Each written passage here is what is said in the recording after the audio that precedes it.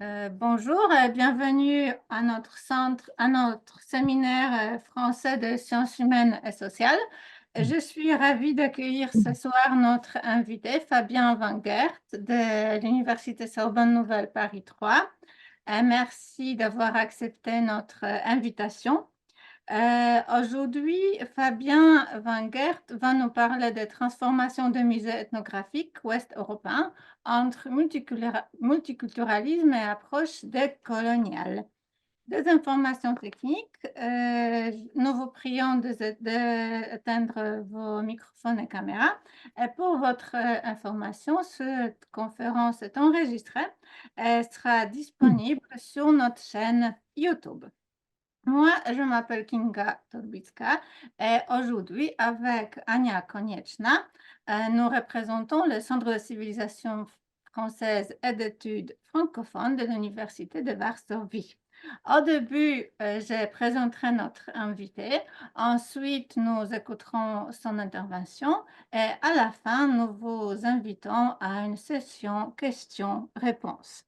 Ce semestre, pour ceux qui viennent de nous rejoindre, nous avons choisi comme thématique la thématique du patrimoine. Et c'est pour cela que nous avons invité Fabien Van Gert. Fabien Van Gert, vous êtes maître de conférence en muséologie au département de médiation culturelle de l'Université Sorbonne Nouvelle.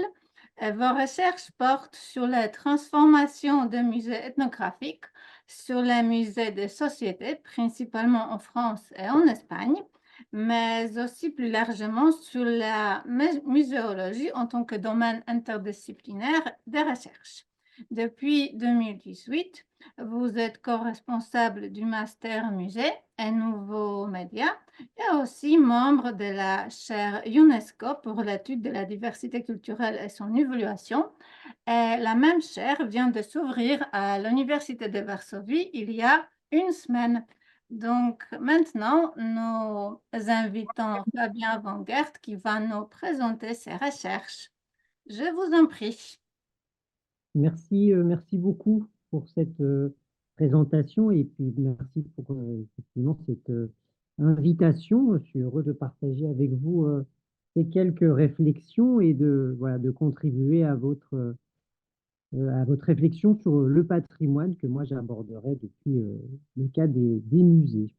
Alors, donc, l'idée, moi, d'aujourd'hui, c'est un petit peu vous présenter comme vous venez de l'évoquer, hein, les processus de transformation des musées ethnographiques, alors principalement des musées ethnographiques des cultures extra-occidentales, à partir du cas des musées qui sont situés en Europe occidentale tout particulièrement. Donc, je vais vous présenter un petit peu ces transformations au cours des 50 dernières années, en lien avec les réflexions tout particulièrement sur les identités et tout particulièrement sur les réflexions entre ce qui serait un nous, ce qui serait les autres, et ce qui progressivement a été qualifié de nous autres, hein, à mi-chemin finalement entre une approche multiculturelle et décoloniale. D'où le titre de cette intervention, et je reviendrai sur ces termes après. Donc le postulat un peu ici, c'est que finalement les réflexions sur les identités, hein, et les mutations des réflexions sur les identités au gré de chaque époque, hein, en lien avec ce qu'on peut qualifier parfois d'esprit du temps. Ces réflexions sur les identités, elles impliquent des transformations dans les manières d'exposer dans les musées et de penser le patrimoine. Donc c'est le cas de tous les musées, hein, pas uniquement des musées ethnographiques qu'on va voir aujourd'hui, puisque les musées, en gros, c'est des reflets, des symboles, des miroirs, hein, des sociétés, des valeurs des sociétés, de la perception que l'on a du monde à une certaine époque, que l'on met en espace au travers des collections. Il s'agit de collections ethnographiques, de collections artistiques, historiques ou scientifiques. Peu importe les collections, le musée, c'est un reflet, un miroir de nos sociétés, de nos valeurs. Du coup, quand le monde change, quand nos valeurs changent aussi et que nos sociétés aussi se transforment, et du coup, les musées aussi se transforment ainsi que leurs expositions, les objets qu'ils présentent, les objets qu'ils acquièrent, les choses qu'ils disent sur les objets, les choses qu'ils présentent aux visiteurs. Hein. Donc, quand le monde change, le musée change aussi, puisque c'est un reflet du monde et de nos valeurs. S'ils ne changent pas, bah, du coup, ils sont en porte-à-faux finalement avec la société et ils deviennent des objets de critique plus ou moins forte de la part des sociétés qui ne se voient plus représentées donc, dans leur musée. Et ce sont d'ailleurs ces critiques qui souvent donnent lieu à des transformations des musées, comme on va le voir un petit peu aujourd'hui. Donc, pour aborder ces transformations hein, des musées ethnographiques extra-occidentaux en Europe occidentale, en lien avec ces identités, je vais suivre un fil historique hein, avec 4 grandes phases de ces transformations sur la base de données que moi j'avais récoltées durant ma thèse doctorale et puis après ce qui en a suivi, hein, donc une thèse qui avait été soutenue en 2014, qui a été publiée en 2020. Donc voilà, si jamais vous pouvez retrouver le propos dedans, dans cet ouvrage-là qui est issu de ma thèse et puis de recherche par la suite. Donc du coup, moi je vais faire bien sûr un peu des généralités. Hein. Ici, il faudrait pouvoir faire des zooms aussi sur chacun des musées que je vais exposer, sur chacun des contextes nationaux que je vais présenter, puisque les réflexions d'une part sur les identités et les réflexions sur les musées sont différentes, qu'on soit en France, en Allemagne ou bien sûr aussi en Pologne. Hein. Donc voilà, il faudrait pouvoir aller plus en détail sur chacun des cas, mais là l'idée c'est de présenter plutôt un cadre général pour comprendre les dynamiques de transformation des musées qui sont globales, même si dans chaque contexte national, il va y avoir quelques petites différences dues aux spécificités du contexte. Bon, voilà. Donc, voilà, grande logique que je vais vous présenter ici, qu'il faut donc appliquer au contexte spécifique. Alors, la première phase, hein, bah, c'est la naissance du coup de ces musées d'ethnographie qui vont être rapidement d'ailleurs réinventés. Alors, la plupart hein, des musées dont je vais parler aujourd'hui, comme vous le savez sans doute, ont été créés entre la fin du 19e siècle et les années 1930, hein, sur la base de collections qui ont été acquises souvent au 19e siècle, mais certaines étaient plus anciennes. Hein, elles ont été acquises certaines dès le 16e siècle et qui étaient conservées dans des collections privées, puis après des muséums d'histoire naturelle, puis après dans des départements des muséums d'histoire naturelle qui sont devenus indépendants et ont été les premiers musées d'ethnographie à la fin du 19e siècle. Donc, c'est des musées que vous voyez ici. Alors, il y en a énormément. Hein, je n'en mentionne que 3 qui sont nés dans un contexte bien spécifique, bien sûr, fin du 19e, début 20e, dans le contexte d'expansion coloniale, mais aussi d'expansion industrielle et capitaliste de l'Europe donc occidentale. Ce dont vont témoigner bien sûr du coup les expositions, les œuvres qu'on y expose, hein, puisque je rappelle le postulat de départ, ce sont des témoins des identités et des valeurs d'une société à un moment donné. Et donc ces grands musées qui ont été construits à la fin du 19e, ils étaient situés principalement dans les capitales, soit des États, soit des différentes nations. Donc c'est le cas à Amsterdam, à Tervuren, donc à côté de Bruxelles pour la Belgique, à Madrid pour l'Espagne, ou Barcelone, à Rome pour l'Italie, et en Allemagne notamment à Brême, Berlin, Munich, Leipzig, dans chacune des anciennes nations qui constituent l'Allemagne aujourd'hui ou encore Paris. Donc, je vous montre ici quelques photos hein, des bâtiments extérieurs ou encore ici d'expositions à l'intérieur. Hein. Donc, c'est des musées et des expositions qui, bien sûr, aujourd'hui ont disparu sous cette forme. Hein. Ils ont été profondément revus, profondément transformés en lien avec ce contexte et avec le contexte, l'esprit du temps et les différentes valeurs spécifiques à chacune des époques, avec la réflexion sur les identités. Alors, ces musées, quand ils ont été créés fin 19e, début 20e, hein, ils avaient pour objectif d'acquérir puis de présenter les aspects matériels, à la fois culturels et naturels des pays extra-européens. Donc, tous ces pays extra-européens, globalement, ils étaient tous colonisés hein, à cette époque-là. Dans un souci, d'une part, de justification de l'entreprise coloniale auprès de l'opinion publique, hein, et de potentiels mécènes. Il fallait montrer qu'il y avait des richesses à se faire aussi. Donc l'idée de stimuler aussi des envies d'entreprendre dans l'industrie coloniale. Donc ça, c'est un des premiers objectifs. Un des deuxièmes objectifs, c'est un souci aussi politique, hein, l'idée qui était finalement des outils de la colonisation qui permettaient de comprendre, hein, dans une forme d'exposition synthétique, la culture des peuples qui étaient colonisés afin de mieux comprendre leur organisation sociale, leur religion, leur spectre culturel, globalement dans un souci de mieux en exploiter les richesses. Ça, c'est un deuxième objectif, bien sûr. Et puis, il y a un troisième objectif, qui était un souci scientifique, on pourrait dire aujourd'hui ethnologique ou anthropologique, qui était de comprendre les différences entre les différentes cultures et de contribuer à la consolidation d'une science qui sera progressivement l'anthropologie. Il n'y avait pas encore de chaire d'anthropologie dans la plupart des pays. L'anthropologie se constitue, se consolide dans ces musées grâce aux collections qui sont conservées. C'est plus tardivement que l'ethnologie va se déplacer vers l'université. On y reviendra après en abandonnant ces musées. Donc, trois grands objectifs, hein, globalement. Alors, les liens entre ces objectifs ne sont pas toujours évidents selon les contextes. Dans un certain nombre de cas, il y avait des musées ethnographiques plus scientifiques d'une part et des musées coloniaux d'autre part. Des fois, les deux étaient intrinsèquement liés. Et au musée de l'Homme, par exemple, en France, qui a été créé en 1937 sur la base du musée d'ethnographie du Trocadéro, musée qui au départ était lié à la propagande coloniale, lors de son inauguration, sera un musée fortement opposé à l'Allemagne nazie, où se va se créer l'un des premiers réseaux de résistance en France et qui sera profondément anticolonial. Donc ces relations entre ces différents objectifs, bien sûr, doivent être vus dans chacun des contextes. Ce n'est pas aussi simple. Mais globalement, voilà, il y avait trois types d'objectifs.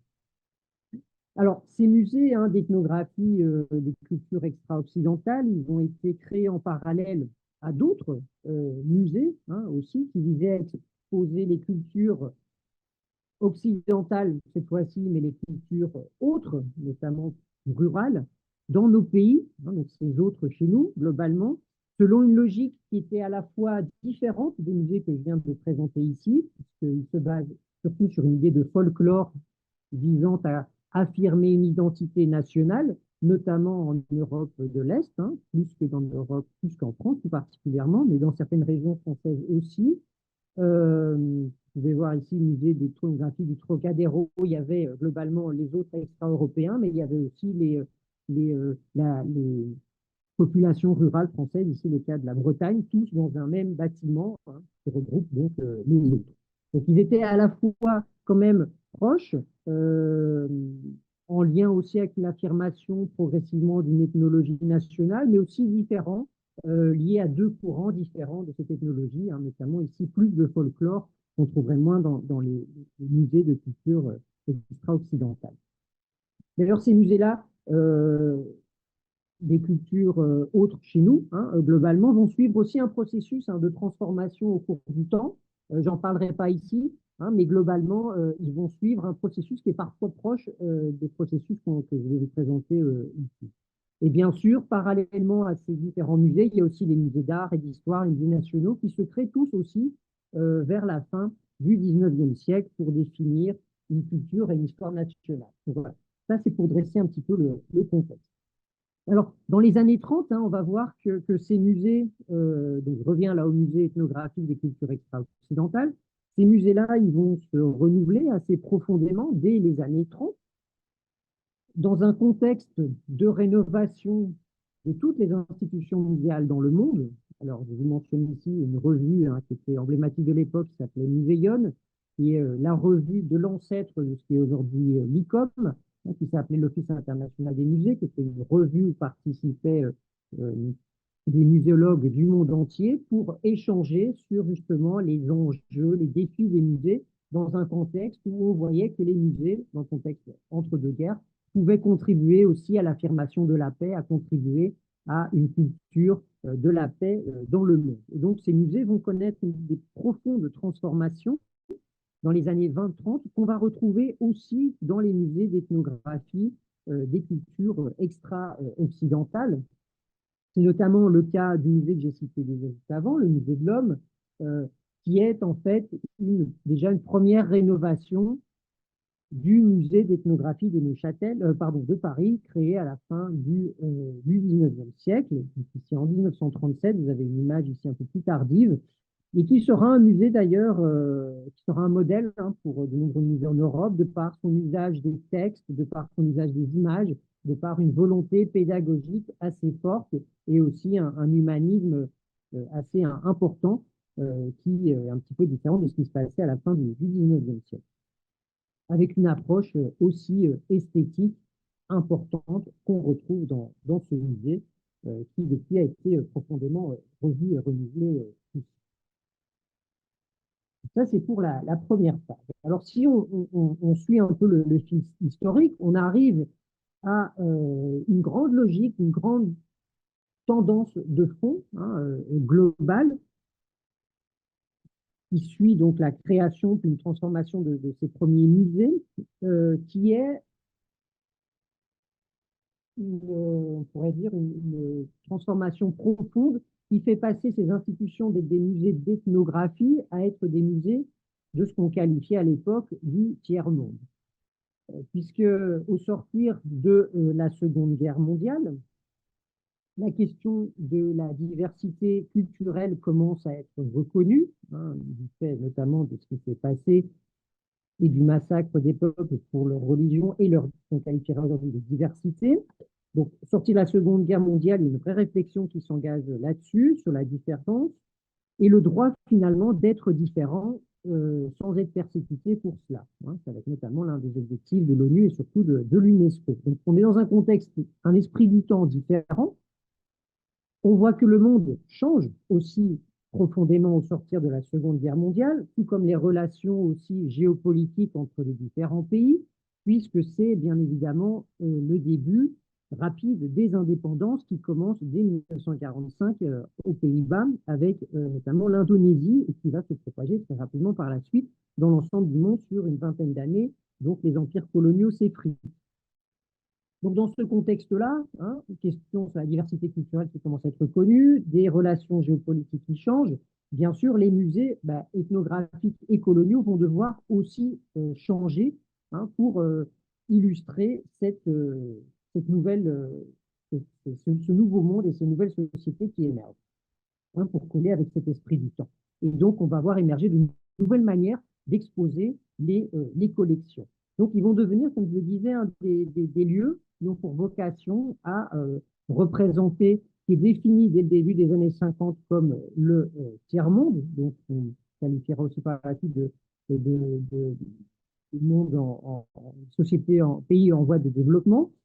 Dans ces réalités culturelles, donc vous voyez ici quelques photos, donc on va notamment insister, là on est dans les années 60-70, hein, on va insister sur les religions, notamment des nouvelles sociétés, chose qu'on ne voyait pas dans les musées ethnographiques anciens où on parlait plutôt des sociétés traditionnelles. Là, on parle des religions dans le monde contemporain jadis colonisé.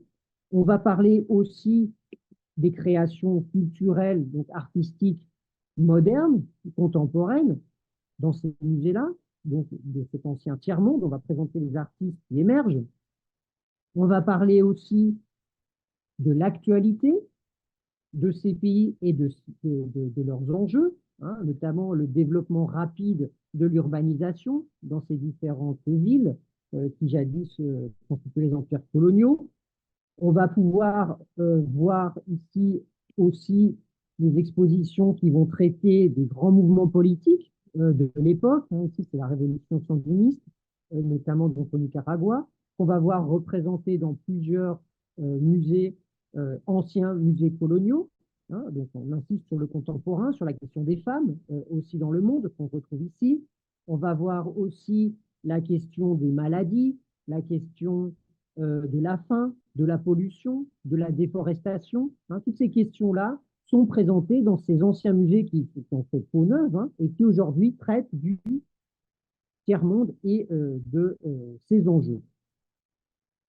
D'ailleurs, souvent, une série de ces musées sont passés de la tutelle des ministères des colonies, qui eux-mêmes, du coup, disparu avec la décolonisation, et ont été rattachés souvent à de nouveaux ministères liés à l'aide au développement, hein, dont les politiques, d'ailleurs, vont justement porter sur l'urbanisme, l'éradication des maladies, la faim dans le monde, etc., etc. Ou certains vont déjà rapidement passer sous la gestion des ministères de la culture qui se créent dès les années 60-70, un petit peu partout en Europe. Donc on a une transformation ici assez importante, hein, de ces musées qui va se prolonger. D'ailleurs, on pourrait dire jusque dans les années 90, hein, d'une certaine manière, à travers la question de ce qu'on va définir en 1992, lors du sommet de Rio, de développement durable, hein. Ça va un petit peu prolonger cette logique-là, dont on voit encore des traces, hein, au moins jusque dans les années 2010, dans certains musées situés en dehors des grandes capitales. Hein, vous voyez un type d'exposition ici à Amsterdam sur la déforestation en Amazonie, type d'exposition qu'on trouvait beaucoup dans les années 90, à la fois dans les musées d'histoire naturelle et dans ces musées du tiers-monde, hein, pour expliquer un petit peu les défis et tout ce que ça a comme impact sur le monde. Donc ici, toujours en 2010, ici, exposition toujours à Amsterdam, qui abordait, hein, vous voyez, la question de la contamination, de la pollution dans le sud-est asiatique. Encore un exemple ici, vous voyez, à Helsinki en 2012, hein, les exemples que moi j'avais vu durant ma thèse doctorale, où on voyait comme ça des dispositifs de ce type-là, hein, où vous voyez mis en miroir un jeune Finlandais qui se lave les dents en laissant couler l'eau, et à droite, effectivement, l'usage qu'il est fait de l'eau dans le sud-est asiatique, il y a une raréfaction des ressources aquatique, hein, où la question, une critique un petit peu à la société de consommation qu'on va trouver très tardivement, hein, juste je vous dis, au moins dans les années 2010, dans un certain nombre de musées. Alors, je reviendrai là-dessus peut-être à un certain moment, peut-être pendant les questions, mais tous ces dispositifs aujourd'hui, ils ont disparu, hein. C'est-à-dire que c'est assez intéressant, c'est que dans les musées, quand on les transforme, tous ces anciens dispositifs, s'ils n'ont pas été documentés, disparaissent, hein. Et d'ailleurs, cette phase des musées d'ethnographie qui sont transformés en musées du tiers-monde, c'est quelque chose qui est assez peu documenté, hein. Il y a assez peu de photographies, même si c'est une tendance de fond qu'on retrouvait partout en Europe occidentale au moins.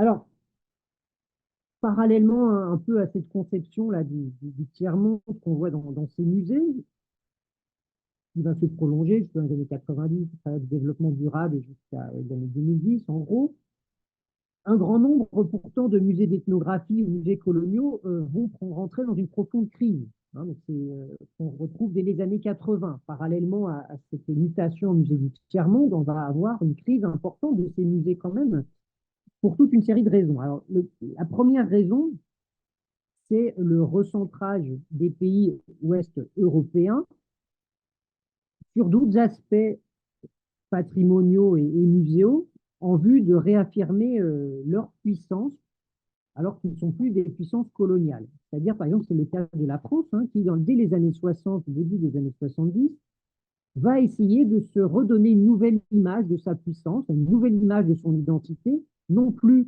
comme pays civilisateur grâce à son empire colonial, mais plutôt au travers de son histoire et son patrimoine que le pays va plus particulièrement mettre en valeur dans les années 70, justement pour redonner une image positive de la grandeur de la France. Donc du coup, ça va provoquer quand même en partie une crise de sens des musées ethnographiques, hein, qui parlent de culture extra-occidentale, et d'autant que les ethnographes eux-mêmes anthropologues, qui étaient jadis dans les colonies pour acquérir ce matériel, va revenir en France, va être expulsé globalement des colonies aussi, et va contribuer d'ailleurs de cet engouement pour le patrimoine local, la création de musées locaux, la mise en valeur du patrimoine. Donc, ces ethnologues, globalement, ils ne seront plus dans les musées des cultures extra-occidentales, ils seront plutôt dans des musées locaux ou des musées jadis de folklore, en tout cas en France et dans une série de pays ouest occidentaux. Ça, c'est une première raison, hein, de la crise, hein, de ces institutions. Une deuxième raison, ce sera que les anthropologues rapidement ne vont plus s'intéresser en fait aux collections, à la culture matérielle, pour développer leurs nouvelles théories scientifiques dans les années 70. Comme je le disais tout à l'heure, hein, les premiers musées ethnographiques, quand il n'y avait pas encore de chaire à l'université d'anthropologie, c'est dans les musées que la science se développe grâce aux collections matérielles qui vont permettre de développer des nouvelles théories anthropologiques. Là, dans les années 70, l'anthropologie s'est beaucoup développée, s'est beaucoup transformée et elle s'intéresse à d'autres aspects de la culture, notamment à ces aspects cognitifs, aux questions plus symboliques. Hein. On pense ici bien sûr aussi au structuralisme de manière générale, qui fait que les anthropologues eux-mêmes vont plus tellement s'intéresser aux collections matérielles pour développer leur réflexion. Et donc, ils vont se détacher des musées, hein, globalement, et des campagnes d'acquisition. Et ça, c'est une deuxième raison aussi qui va provoquer une crise importante de ces institutions, une crise de sens. Et puis, troisièmement, aussi, bah, les anthropologues, en lien avec ces nouveaux courants et ces nouvelles manières de travailler, vont aussi progressivement abandonner les musées et vont se consolider au sein de l'université. C'est au sein de l'université que l'anthropologie se développe là, et du coup, ça fait perdre le sens, on pourrait dire, scientifique de ces institutions.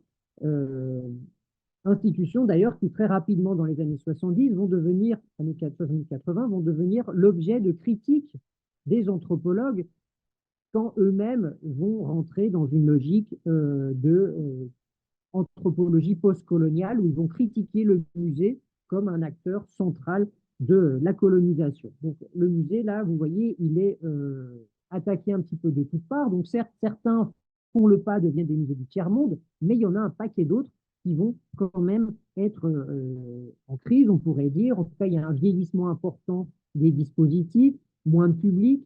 Hein, le musée de l'Homme à Paris aujourd'hui, qui est extrêmement connu, dans les années 80, était dans un état particulièrement délabré, assez peu de visiteurs et peu d'intérêt pour ce qui était fait.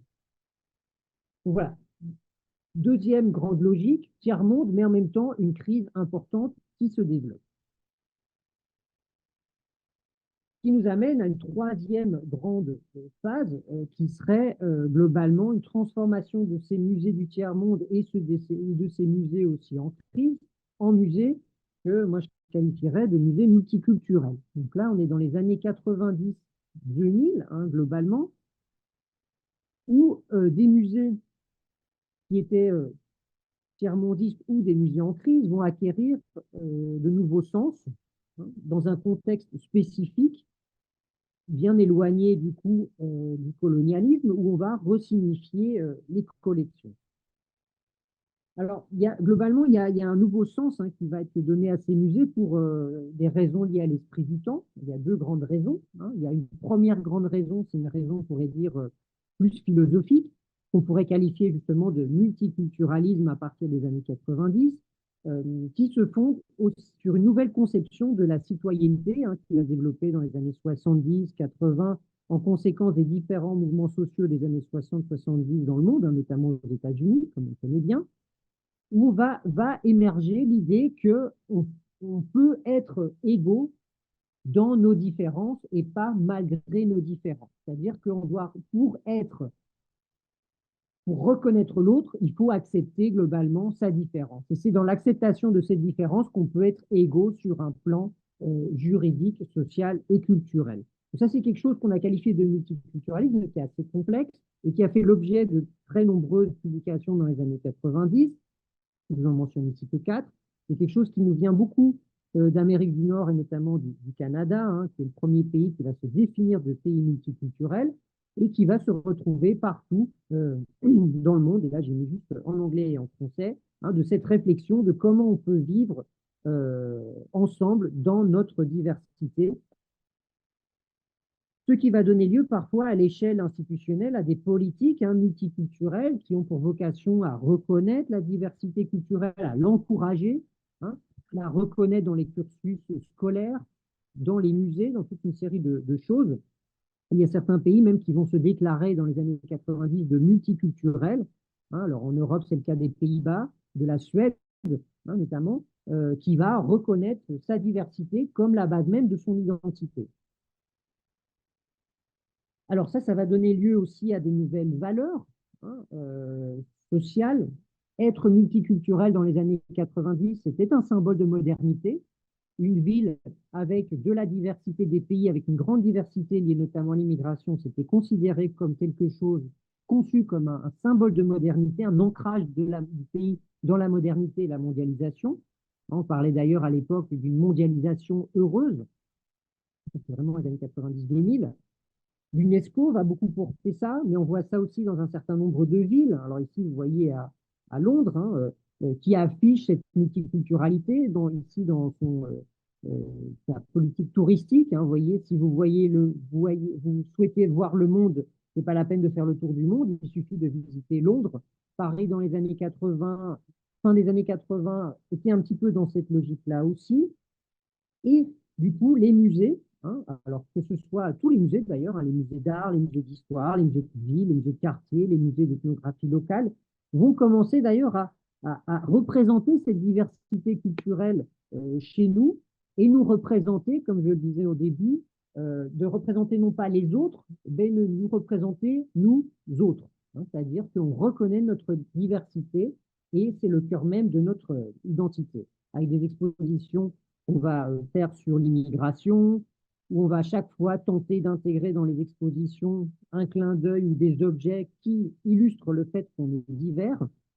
C'est quelque chose qu'on va retrouver dans tous les musées dans les années 90, 2000 et même jusque dans les années 2010, dans un contexte aussi hein, où les gens voyagent de plus en plus, c'est l'âge d'or un peu de Ryanair, hein, aussi des voyages à bas prix, du tourisme aussi, même de la mode, des modes ethniques, hein, aussi une certaine commercialisation aussi de la diversité. Alors ça, c'est une photo assez intéressante, hein, c'est dans une boutique d'un de ces musées d'ethnographie qui a été transformé, où on voit très clairement aussi que on a une marchandisation, il y a un vrai commerce aussi qui émerge autour de cette diversité culturelle qui est bonne, qui est positive, qui est heureuse.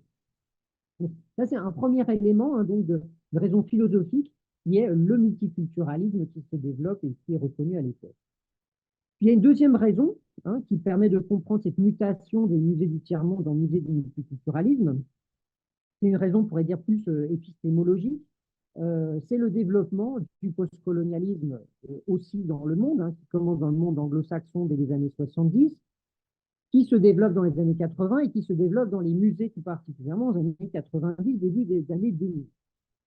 Avec l'idée que justement pour reconnaître cette diversité multiculturelle, il faut aussi aborder la question coloniale et ses effets culturels, hein, dont il faut parler dans les musées. Donc on va avoir un certain nombre d'expositions qui vont aborder dès les années 90, début des années 2000, les représentations stéréotypées des autres. Hein. Donc là, c'est dans les anciens musées ethnographiques, musées du tiers-monde. Aujourd'hui, années 90-2000, ils traitent des stéréotypes sur les autres cultures, stéréotypes donc marqués par la culture coloniale. Hein. Donc des expositions ici, vous voyez, à Berlin, à Paris, des expositions aussi, donc vous voyez, sur la culture populaire et la représentation. Ici, vous voyez des Noirs dans la culture populaire, dans les années 90 ici. On va aussi faire une grosse exposition ici au musée du Quai Branly sur les os humains. Toutes ces choses-là vont se développer, ou encore sur l'histoire de l'anthropologie, notamment physique, qui a contribué à créer cet imaginaire colonial du monde.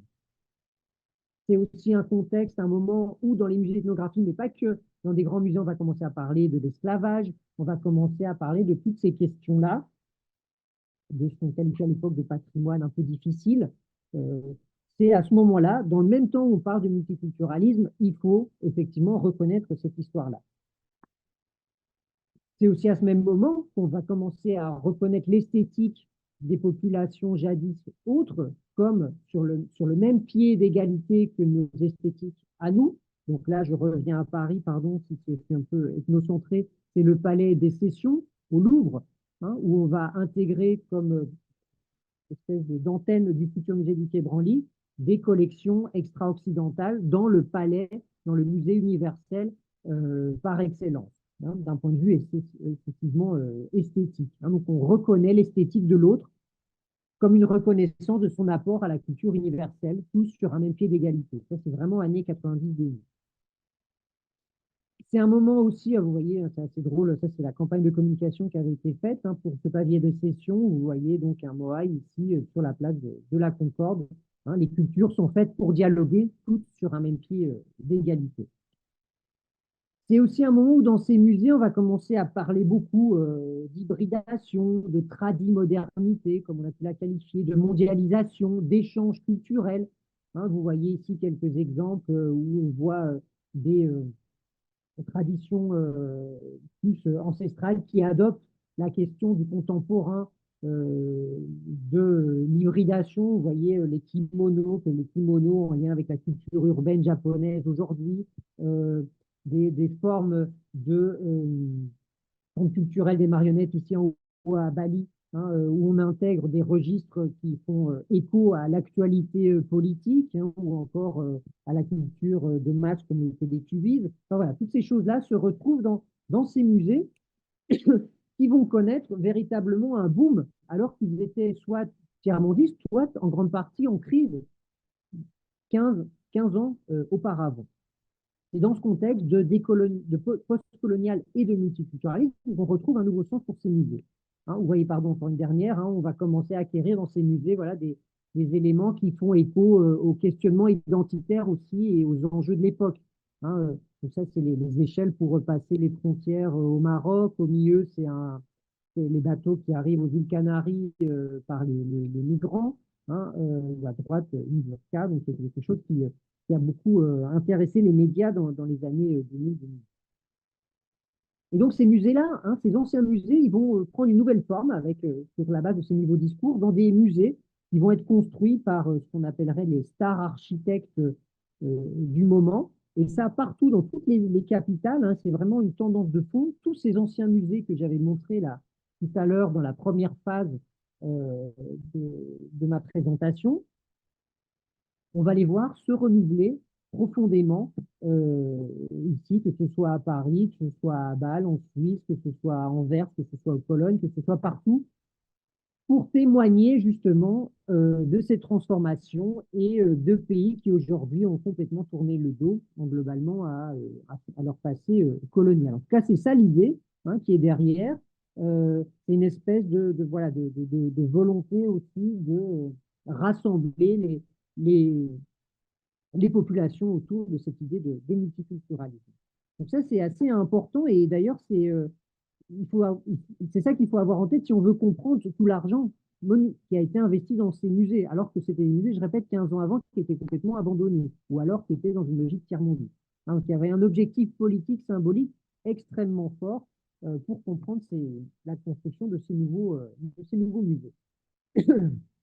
Alors, d'ailleurs, pour finir sur cette troisième phase, dans cette transformation des musées ethnographiques tiers-monde et surtout en musée du multiculturalisme, ont été largement documentés. C'était vraiment un chantier, tout le monde travaillait là-dessus dans les années 90-2000. Je pense qu'il y a plusieurs centaines, voire milliers d'ouvrages et d'articles qui ont été publiés sur le sujet. J'en mentionne ici quelques-uns. C'est vraiment quelque chose de par l'importance prise par cette transformation. C'est quelque chose qui va beaucoup susciter l'intérêt des chercheurs. Et donc, on arrive à une dernière phase qui est en cours aujourd'hui, où on est en train de passer, alors c'est une transition qui n'est pas claire, qui n'est pas aussi tranchée que celle qu'on a vue jusque maintenant, mais où on passe de ces musées multiculturels à des musées qu'on pourrait qualifier de musées décoloniaux. Alors, la frontière, la limite, là, elle se situe justement au cours des années 2010, progressivement, plus ou moins, selon les pays, où le contexte change rapidement.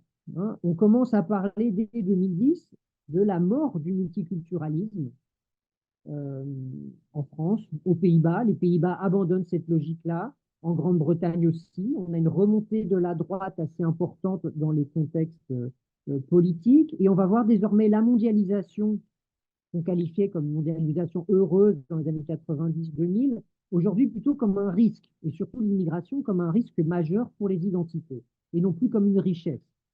Donc il y a un contexte là en 2010 qui se développe, bien sûr il y a les attentats aussi qui qui sont au milieu et qui influencent tout ça.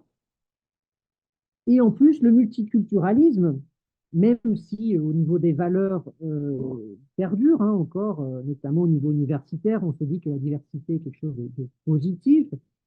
Le multiculturalisme en tant que modèle aussi va être fortement critiqué en disant que c'est pas suffisant, que c'est un peu du saupoudrage, que c'est pas parce qu'on se déclare comme multiculturel, qu'on traite de l'histoire coloniale, qu'on peut tourner la page et que tout est rose et qu'aujourd'hui on peut parler d'une identité plurielle.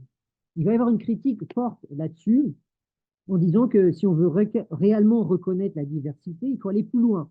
Et il faut déconstruire nos perceptions du monde qui ont été d'ailleurs mises en place et consolidées grâce aux musées.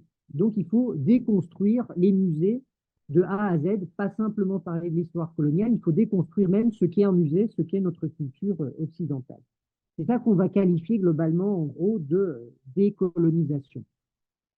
C'est une idée déjà qui était sous-jacente il y a déjà longtemps, dans les années 70-80 en Amérique latine. Cette idée-là, elle est palpable, mais elle n'est pas explicitée comme telle. Et c'est véritablement dans les années 2010 que le terme va devenir populaire. Et aujourd'hui, encore plus, la mode du mot décolonial, c'est 2010 et surtout 2020, pour englober finalement toutes ces options de déconstruction, notamment des musées, de notre culture, de notre manière de penser les choses, qui auraient été fondées sur le colonialisme.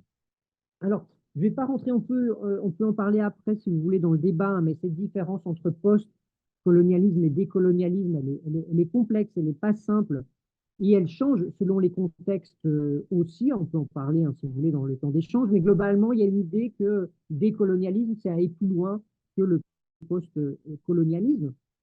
Il va y avoir énormément de publications là-dessus, entre justement année 2010 jusqu'à aujourd'hui, on est en plein dedans.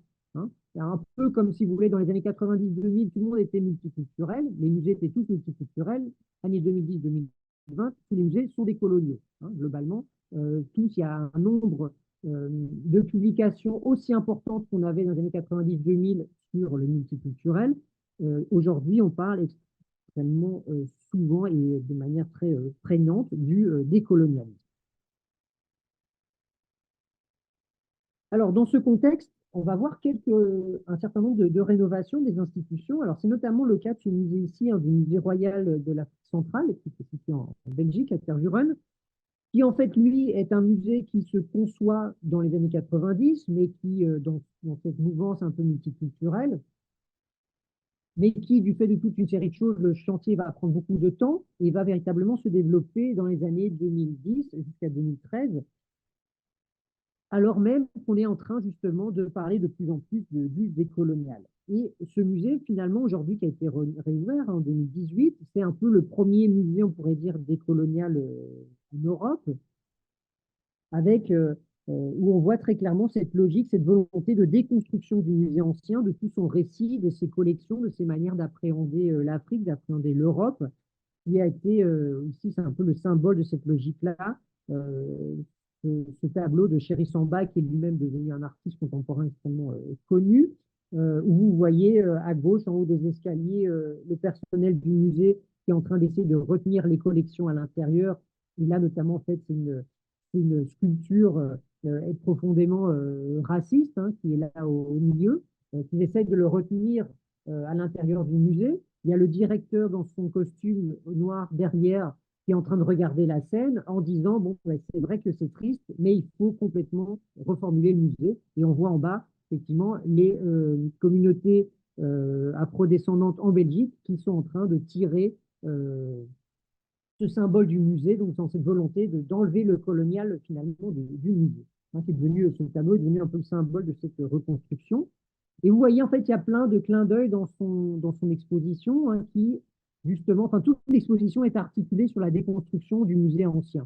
Vous voyez, là, c'est l'accueil, où on voit dans une forme de fenêtre l'ancien musée. Donc, on porte un regard, un espèce de tableau sur l'ancien musée, et on le met en perspective dans l'exposition. On voit comment il a contribué à une culture coloniale et à une certaine imaginaire de ce qu'était la Belgique. Ça va être pareil, là je ne vais pas en parler trop, mais du Humboldt Forum à Berlin, qui lui aussi est arrivé assez tardivement dans cette mouvance, dans cette transformation du musée, et qui, dès sa réouverture, se présente comme un musée, on dirait, décolonial et pas un musée comme on avait avant de la multiculturalité heureuse. Mais si ce n'est ces deux cas hein, de musée, en fait, cette transformation du musée culturel, multiculturel en musée décolonial, elle n'a pas provoqué de rénovation de fond, hein, encore des musées.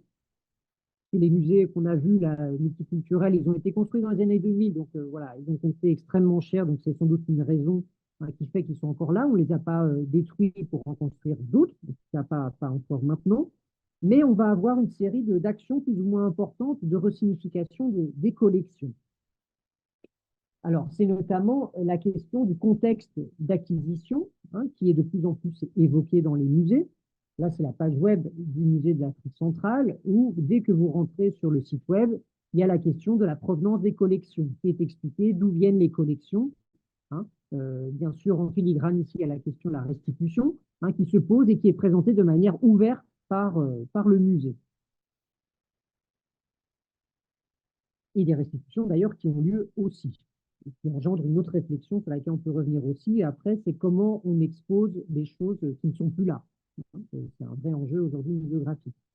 Donc, on parle de cette question coloniale aussi de manière très critique. Alors, toujours le musée ici de Tervuren, vous voyez qu'ils ont descendu en fait tous ces symboles coloniaux, les sculptures coloniales qu'il y avait dans l'ancien musée, ils les ont mis dans le sous-sol du musée pour parler des représentations coloniales du monde. Et puis après, on réémerge et le musée se situe au rez-de-chaussée et puis au plus 1. Hein, donc on sort de la terre, de l'histoire sombre, puisque là c'est au moins 1. On remonte et on arrive dans le musée actuel qui a enfoui tout ça et qui, voilà, qui se présente comme plus du tout en lien avec cette optique-là.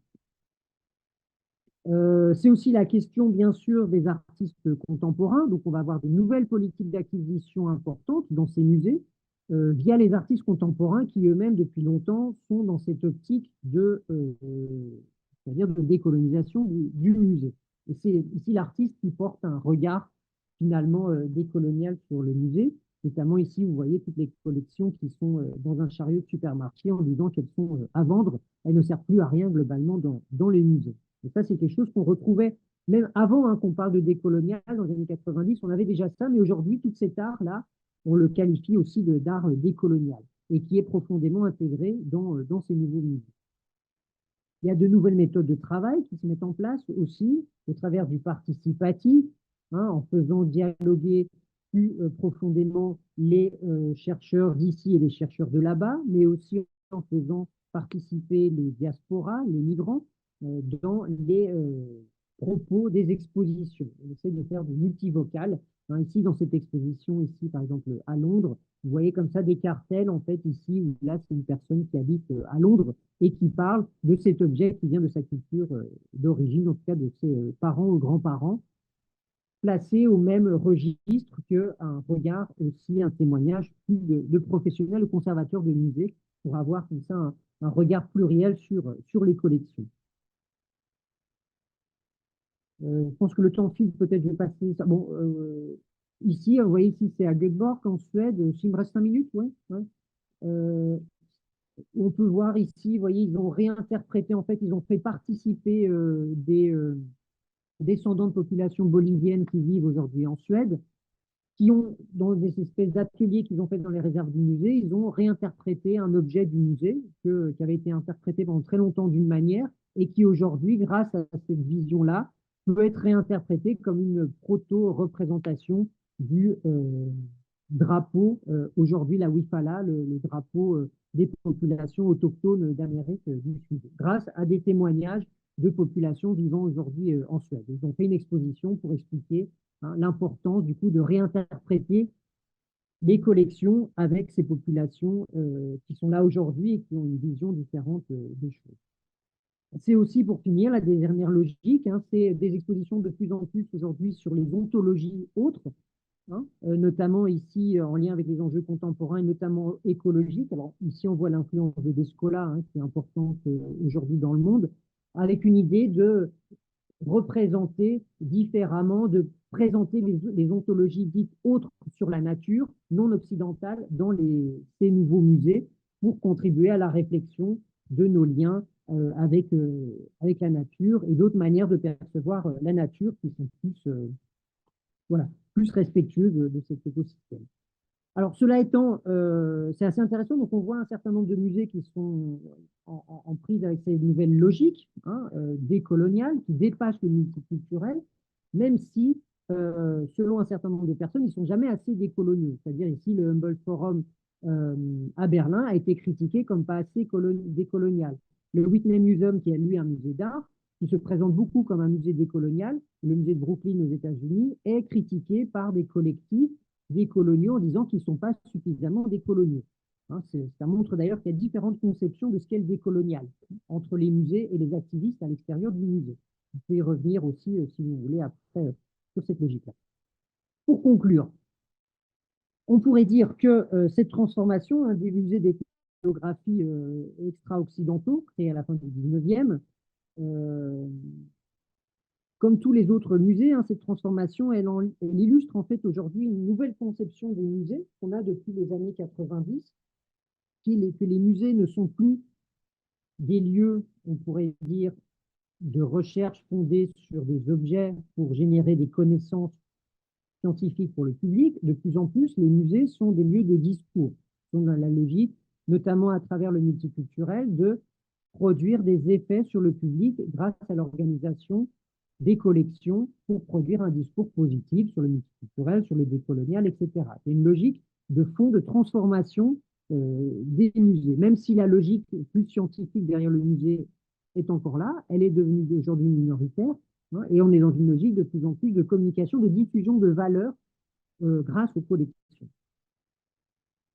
Cela étant, c'est intéressant de voir que ces nouvelles conceptions du musée, notamment le décolonial aujourd'hui, elles, d'une certaine manière, ont une continuité en fait de ce qui s'est fait avant. Enfin, il y a une continuité, même si elle se produit dans des logiques comme ça de rupture, il y a quand même une logique transversale de fond dans ces musées depuis 150 ans, pas de véritable rupture comme on pourrait le croire, hein, puisqu'en fait, c'est les collections, les dispositifs qui sont repensés, réarticulés constamment à partir de nouveaux intérêts.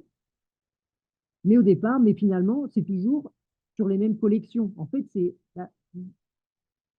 tous ces discours décoloniaux, notamment aujourd'hui, même s'il y a de l'art contemporain qui est intégré, c'est souvent sur des collections qui avant étaient présentées comme multiculturelles, avant du tiers-monde, avant comme les musées, comme des collections des cultures autres, etc. C'est les mêmes collections. Donc ça, c'est très intéressant.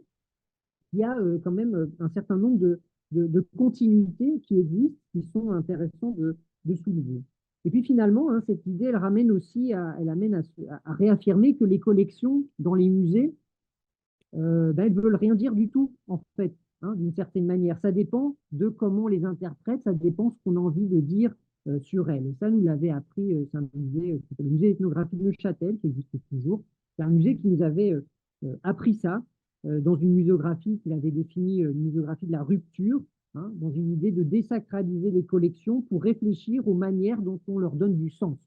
Et donc, vous voyez, là, ils ont mis un hachoir dans une collection, un masque africain, en disant que globalement, le sens des collections, ça dépend de ce qu'on veut en dire. Et que la collection en tant que telle, elle ne veut rien dire. On peut porter sur elle un discours colonial, un discours post-colonial, un discours décolonial, un discours tiers-mondiste, ou d'autres perspectives qui vont se développer peut-être dans une 5e, 6e, 7e phase de transformation de ces milieux. Sauf bien sûr si on les restitue. Et là, ça c'est véritablement une logique qui transformera profondément les milieux.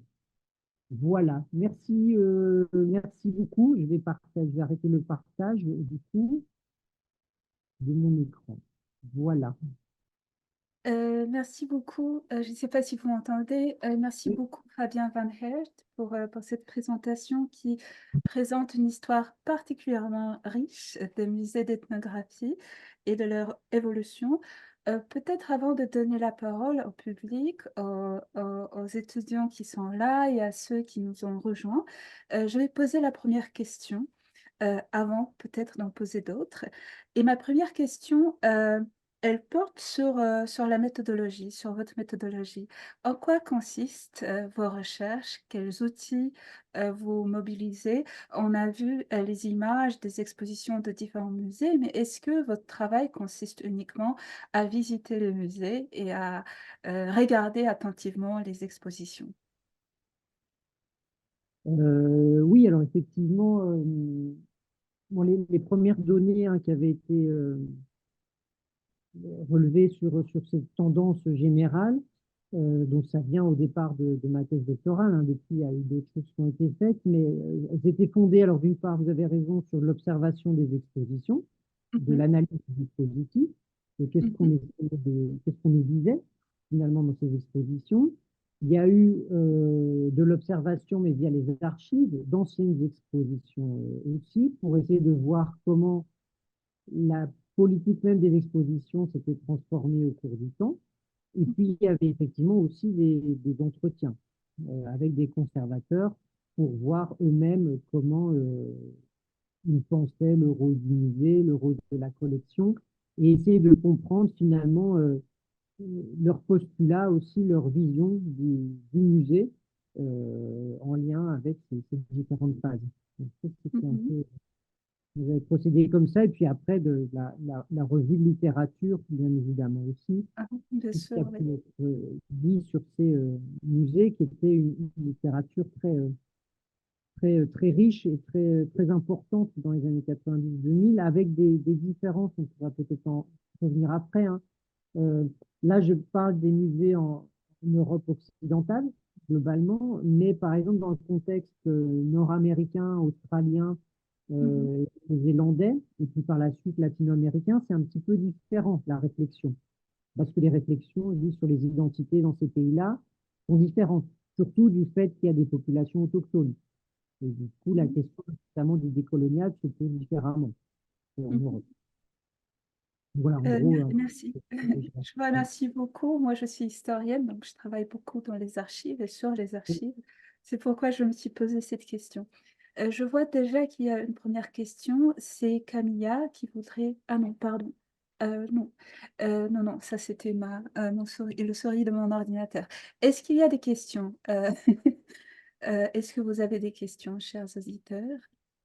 Les archives, d'ailleurs, c'est assez intéressant, pendant peut-être que les gens mettent leurs questions, mais les archives des anciennes expositions, c'est très intéressant parce il y en a pas tant que ça, les archives Ah, ah. visuelles notamment. Euh, la question de prendre des photos des anciennes expositions, c'est quelque chose d'assez récent, une volonté de montrer, par exemple, les textes. On n'a pas de photographie des textes anciens dans les expositions. On a des vues générales où on Mhm. peut peut-être apercevoir au loin un petit texte, mais on ne sait pas trop en fait comment s'articulait le discours avec les textes dans ces expositions. Donc ça, c'est une vraie difficulté. Oui, j'imagine. Et justement pour les archives, est-ce que vous mobilisez les archives qui sont conservées au musée ou vous utilisez plutôt les archives qui sont disponibles aux archives nationales, aux archives régionales, municipales, enfin au centre d'archives? C'est Euh, souvent les musées eux-mêmes qui ont fait des archives de leurs propres expositions. Euh, alors après, ça dépend de l'organisation des archives selon les pays aussi. En France, ça va être beaucoup aussi dans les archives nationales, mais dans un certain nombre de pays, c'est plutôt les musées eux-mêmes qui ont ces archives-là. mhm. Très intéressant. Je vais peut-être revenir encore à la question des archives un peu plus tard, si nous avons le temps. Euh, Vous avez évoqué quand vous avez parlé, quand vous avez fait votre présentation, et d'ailleurs vous consacrez un article au sujet de savoir quelle est la différence entre la muséologie postcoloniale ou muséologie décoloniale. Et au final, je ne sais pas si je peux donner la conclusion de cet article, si je comprends bien. À votre avis, la différence, elle est très poreuse. Mais est-ce qu'il y a une différence, selon vous, entre le postcolonial et le décolonial? En fait, ce que j'essaie de dire dans cet article, c'est aussi, en fait, ça dépend d'où on parle. C'est-à-dire que dans le contexte anglo-saxon, et tout particulièrement nord-américain, il y a une différence entre postcolonial et décolonial. Il y a une Mhm. différence assez évidente qui est liée surtout à la question autochtone, globalement. Le décolonial se fond sur une déconstruction de la culture occidentale et une réaffirmation d'autres visions, d'autres manières d'envisager le monde et donc de repenser le musée et le patrimoine. Mhm. Dans le monde anglo-saxon, on est plutôt là-dessus. Donc il y a une différence entre post-colonial et décolonial. Dans le monde anglo-saxon aussi, c'est là qu'émerge le post-colonial, hein, avec Edward Said et la suite. C'est quelque chose qui émerge plutôt autour de réflexions dans la littérature et aussi à partir de l'expérience des empires coloniaux britanniques. Tandis que le décolonial, hein, se fonde plutôt sur d'autres expériences qui viennent plutôt d'Amérique latine, où on va penser l'héritage colonial à partir de ce qui s'est passé dans les empires espagnols et portugais, sur Mhm. d'autres réflexions. Et donc, euh, en Amérique du Nord, où vont travailler beaucoup de penseurs latino-américains, il y a une différence forte entre postcolonial et décolonial. C'est une opposition, en gros, hein. Mais si on se situe, par exemple, en Europe, par exemple en France plus particulièrement, qui est le cas que je connais le plus, c'est pas très clair la différence. Parce que le postcolonial, en fait, pendant très longtemps, il y a eu une résistance importante de l'Académie française par rapport à ça. Et en fait, le postcolonial et le décolonial sont arrivés, ont été intégrés globalement en même temps. Mhm. Et donc, il y a un espèce de mélange, et en fait, ils sont un peu synonymes. D'une certaine manière, pendant longtemps, il y a un certain nombre de penseurs qui se définissent de postcolonial, et puis dans un autre article de décolonial, et puis encore de postcolonial, avant qu'en 2020, il y ait la vague vraiment de la mode de décolonial, et là, tout le monde aujourd'hui est décolonial. Mais globalement, la différence entre les deux, dans le contexte français notamment, elle n'est pas très très claire. Mhm. On n'a pas de population autochtone en métropole. Donc la réflexion euh, sur le décolonial est différente qu'aux États-Unis. Alors elle existe par exemple en Nouvelle-Calédonie. Là, on est proche de Mhm. ce qui se passe en Amérique du Nord. Mais voilà. Donc Mhm. ça dépend des contextes, en fait. Ça dépend d'où on parle. Si on est au contexte Mhm. américain, c'est très différent. Contexte français, c'est pas si différent que ça. Mhm. Est-ce que, si je peux me permettre, Dorian? est-ce que le terme de décolonial aujourd'hui, elle a aussi une symbolique politique de, de se dire de vouloir dépasser ce qui a été fait durant l'époque coloniale. Et pour moi, enfin, le terme de décolonial sonne beaucoup plus politique que post-colonial, qui a vraiment une envie, en tout cas en France. C'est ça effectivement ce que j'évoquais peut-être à la fin aussi, c'est qu'il y a une différence aussi selon les activistes et selon les musées. C'est-à-dire, hors des musées, le décolonial, effectivement, a une connotation activiste et politique, effectivement, très forte. Mais quand on regarde les musées qui se présentent comme musées décoloniaux, en fait, ils font un peu la même chose qu'on faisait dans les années 90-2000, en fait. On qualifiait de post-colonial à l'époque. C'est-à-dire qu'en fait, il y a une friction forte entre, en dehors des musées, des gens qui disent que les musées, de toute façon, vous connaissez peut-être Françoise Vergès, hein, qui disait que globalement, si on veut un musée véritablement décolonial, il faut abolir le capitalisme, en gros, hein. Sinon, il n'y aura jamais de musée décolonial. Donc, on est dans une optique, comme vous dites, beaucoup plus politique. Alors Mhm. que les musées qui se présentent comme musées décoloniaux, euh, c'est pas aussi affirmé que ça, l'aspect politique de la chose. Mhm. Mais d'une façon un peu plus pratique, euh, donc vous avez dit à la définition, ça dépend des contextes. Mm. Mais est-ce qu'il y a, donc si je comprends bien, il y a la différence dans la façon de créer les musées en Amérique latine, dans la façon de créer les musées en Europe occidentale, par exemple. Mm. Mais est-ce qu'il y a aussi des différences entre les pays européens? Vous avez parlé euh, vous avez présenté des exemples des musées belges, Africa Museum, néerlandais, Tropenmuseum, Mm. suédois, et ensuite à un moment le musée de l'homme, Mm. mais ça c'était pour les années 1950. Est-ce qu'il y a aussi des différences entre les musées de l'Europe occidentale et est-ce qu'il y a eu les différences dans les débats sur le postcolonialisme dans ces pays? Oui, mais effectivement, c'est oui, c'est une bonne question. Alors, il y a des différences, hein, comme je le disais peut-être au départ en tant qu'avertissement. Là, c'est vraiment, là, j'ai brossé des tendances globales. Il faudrait aller voir après dans chaque pays, parce que les musées n'ont pas non plus la même importance culturelle selon les pays. C'est-à-dire qu'en France, ils sont très importants. Ils sont peut-être moins importants dans d'autres contextes. Par exemple, en Italie, en Espagne, ils sont moins importants, par exemple. Donc, il faudrait réatterrir bien sur ça et les réflexions sur le post-colonial, le décolonial aussi, c'est un petit peu différent. Alors, je suis désolé, je ne connais pas bien la situation de l'Europe, de la Pologne, hein, et plutôt de l'Europe de l'Est, mais je pense que la réflexion, elle n'est pas exactement pareille. C'est-à-dire que le décolonial, le post-colonial, je ne pense pas qu'on l'envisage en- exactement de la même manière en Pologne et en France.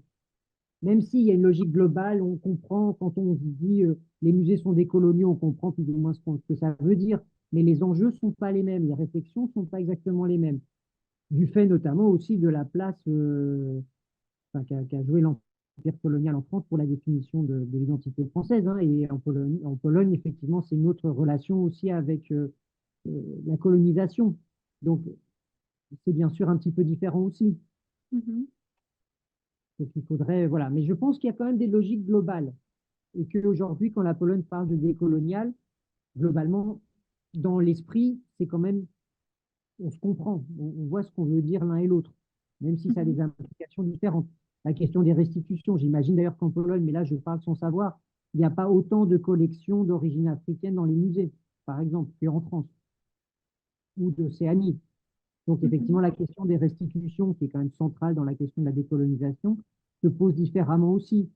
Les relations entre la Pologne et certains pays africains ne sont pas les mêmes qu'entre la France et certains pays africains, où il y a des contentieux historiques, il y a des questions de politique migratoire derrière. Donc, quand on parle des coloniales, effectivement, il y a beaucoup de choses aussi derrière qui sont différentes. Mhm. Euh, Peut-être avant d'essayer de répondre à cette question, je vais demander à nos auditeurs s'ils ont des questions. Si c'est le cas, n'hésitez pas parce que je voudrais pas monopoliser en fait le débat. Le sujet m'intéresse beaucoup, mais c'est surtout un séminaire qui est destiné aux étudiants. Euh, oui, pour un peu répondre à votre question, je ne peux pas parler des musées d'ethnologie. J'en connais un à Varsovie, mais j'ai été très, très étonnée de voir que depuis quelques années, les curateurs, les conservateurs des musées d'art en général intègrent justement cette réflexion sur le musée et sur le postcolonialisme probablement. Et donc, on voit des expositions qui mettent tout simplement en relation des œuvres d'art, par exemple polonais, avec des œuvres d'art d'autres cultures. Par exemple, quand on parle je sais pas, du cubisme polonais ou d'autres courants polonais, on va voir dans la salle d'exposition, en fait, aussi, je sais pas, des masques africains, etc. Je simplifie un peu, ça c'est une image que j'ai gardée. Donc, et puis, il y a eu aussi, par exemple, le musée d'Asie, qui est situé par loin d'ici, a aussi ouvert une réflexion sur sur ce que c'est un musée et comment construire un musée. Donc, probablement, le musée des arts d'Asie était en quelque sorte dans cette réflexion sur le décolonial. Mais je ne peux pas dire plus parce que je ne suis pas du tout spécialiste de muséologie. J'aime beaucoup visiter les musées, les observer, mais ça n'a pas ça n'a pas de contexte scientifique. Euh, Justement, et peut-être, si vous permettez, j'aurais deux questions encore. Vous avez évoqué les restitutions. Est-ce que ça, c'est un sujet qui a provoqué aussi l'évolution des musées multiculturels vers les musées postcoloniaux ou décoloniaux? Est-ce que ça, c'est quelque chose, c'est un facteur qui accélère la réflexion sur le rôle de musée? Parce que j'ai l'impression que justement, ce débat sur le rôle des musées ethnographiques s'accélère depuis la fin de la guerre froide. Oui, oui, non, vous avez tout à fait raison, hein. La question des restitutions, c'est c'est un élément clé qui accélère cette transition vers un musée décolonial. Ça, c'est sûr, en se disant justement, hein, c'est ce que je disais, qu'il y a une critique sur le multiculturalisme en disant que ça ne va pas suffisamment loin, que c'est du saupoudrage, etc., etc., et que si vraiment on veut dépasser cette phase, il faut restituer. Donc effectivement, c'est un moment important. Alors, les restitutions, c'est pas neuf, hein, c'est quelque chose qui existe déjà depuis un certain temps. Dans les années 70, hein, même Ah, l'UNESCO. intéressant. J'allais vous poser aussi cette question. Depuis quand parle-t-on de restitution? Est-ce que c'est nouveau ou est-ce que c'est un Oui, sujet qui revient? c'est un espèce de serpent de mer, hein, je pense. Enfin, il y a eu, dans les années 70, l'UNESCO a appelé à la restitution des œuvres vers les pays nouvellement indépendants, vers l'Afrique, dans les années 70. Donc, c'est quelque chose qui était affiché, hein, par l'UNESCO, et donc c'est quelque chose, il y a eu beaucoup de dossiers qui ont été faits à l'époque, et puis un peu comme la question de l'écologie s'est passée un peu à la trappe dans les années Mhm. 80-90, aujourd'hui ça c'est ressorti. Donc c'est quelque chose qui n'est pas nouveau, euh, et qui, selon les contextes, aussi est réapparu différemment. Alors, par exemple, en France, c'est réapparu lors de l'allocution d'Emmanuel Macron qui a dit qu'il allait restituer Mhm. une œuvre d'œuvre aux pays africains. Donc ça a provoqué effectivement, puis après le rapport Sarr-Savoie, etc., ça a provoqué un débat très important sur la restitution, qui n'est pas le même que, par exemple, en Suisse ou en Belgique. La question de la restitution se pose un petit peu différemment, mais effectivement, elle est centrale Mhm. aujourd'hui, et beaucoup plus centrale qu'elle ne l'était Mhm. avant, notamment dans ce contexte multiculturel. On ne parlait pas trop de cette question de restitution. Mhm. D'accord. J'ai peut-être une petite question. Est-ce que dans l'optique de décolonisation, il y a eu plus de coopération entre les musées, par exemple, français et les musées africains, euh, des, des, des échanges, ouais, plus de projets qui ont été mis en place? euh, Alors, il y a une volonté, hein, alors, j'ai pas les chiffres exacts du nombre de collaborations. Dans les discours, ça c'est évident que oui, qu'il y a une volonté de le faire. Si après ça s'est traduit dans les faits, ça il faudrait se pencher là-dessus pour voir très concrètement. Je pense qu'il y a malgré tout une vraie volonté, hein, qui est réelle de la part des conservateurs de musées, notamment en France, mais pas qu'en France, hein, de collaborer avec effectivement les pays d'origine des collections, avec les chercheurs sur place. Cela étant, ça pose la question, alors c'était très intéressant, hein, quand le rapport, alors je parle du cas français là pour le coup, mais quand le rapport Sarr-Savoie a été publié, il y a eu très rapidement un table ronde qui a été faite entre les conservateurs français pour se dire, bon, ben maintenant, on fait quoi?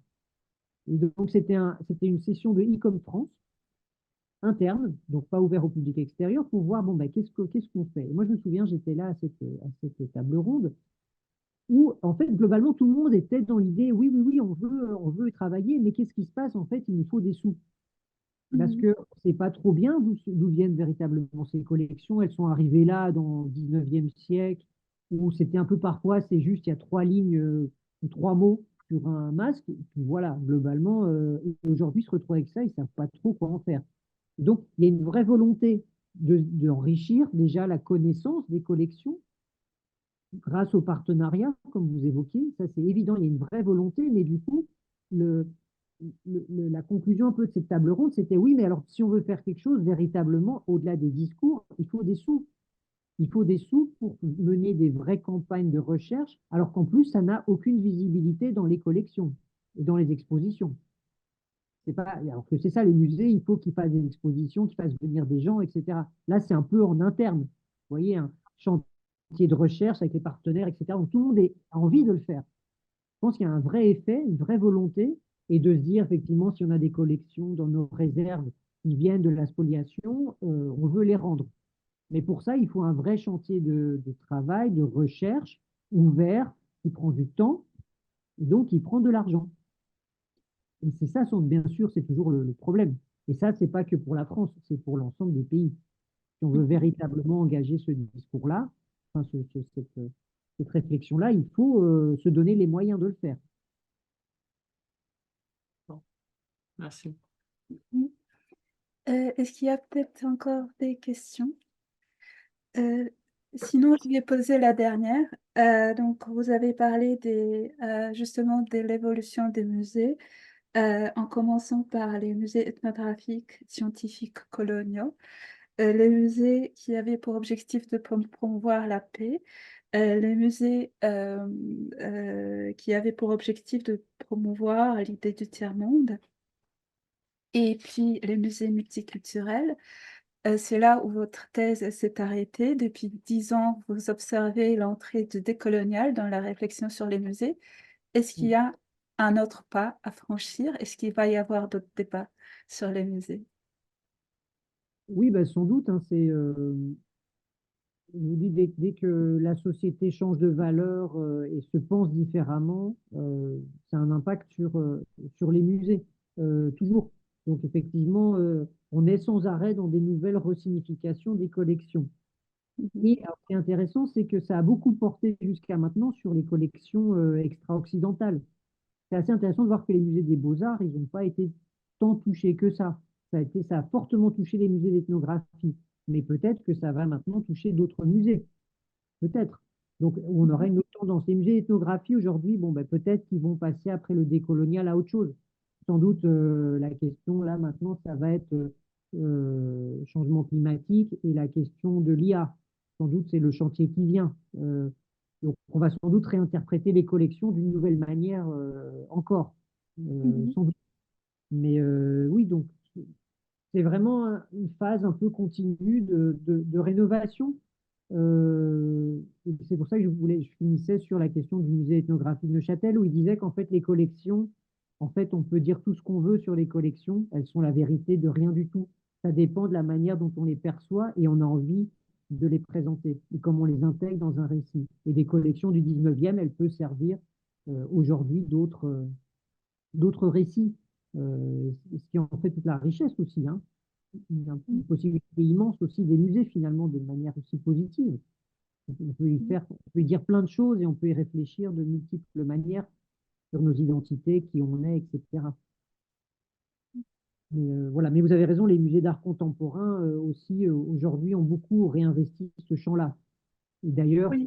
On parfois, le voit au musée Picasso, par exemple, qui a récemment réouvert, et les expositions ont tendance justement à s'inspirer de cette approche c'est ça. postcoloniale ou décoloniale. Mhm. Pardon, je vous ai interrompu. Oui, non, mais c'est exactement ça. C'est très présent dans les musées d'art contemporain, ce qui fait que d'ailleurs les musées jadis d'ethnographie aujourd'hui s'intéressent à l'art contemporain, parce que c'est là que se posent ces questions-là aujourd'hui. Mhm. Il faut dialoguer ces collections-là avec les masques acquis il y a 150 ans. Mhm. Intéressant. Donc, il se peut que ces musées deviennent un jour des musées de beaux-arts, tout simplement. Peut-être, oui, je sais, oui. Euh, à voir, le futur est ouvert, je pense. Ouais. Mhm. Très bien. Écoutez, je vous remercie beaucoup de cette présentation très riche, très intéressante. D'ailleurs, on le voit dans les commentaires, une des auditrices qui devait partir un peu plus tôt vous remercie pour cette intéressante présentation. Voilà, je vous remercie beaucoup de votre présence à l'Université de Varsovie, et j'espère qu'on aura encore l'occasion de parler justement des musées, peut-être dans un autre contexte. Merci beaucoup pour votre participation, pour votre présentation. Merci à vous, bonne continuation dans votre séminaire. Merci Merci beaucoup. beaucoup. Je veux Merci, juste... Mhm. au revoir. Au revoir.